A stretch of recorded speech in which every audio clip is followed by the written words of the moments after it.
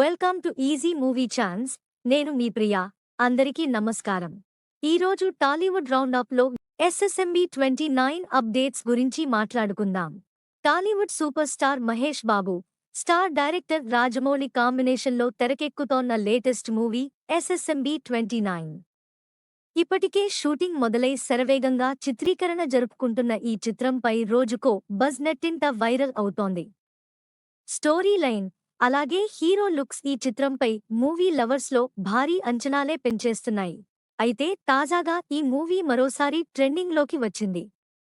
మలయాళ star hero Prithviraj Sukumaran పెట్టిన post వల్ల అందరూ ఇప్పుడీ సినిమా గురించి తెగ చర్చించుకుంటున్నారు. గత కొద్ది రోజులుగా ఎస్ఎస్ఎంబీ 29లో పృథ్వీరాజ్ నటిస్తున్నట్లు వార్తలు వచ్చాయి.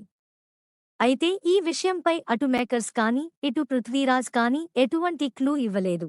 కానీ తాజాగా ఈ స్టార్ హీరో ఇన్స్టాగ్రామ్ వేదికగా ఓ ఆసక్తికరమైన ఫోటో షేర్ చేశారు.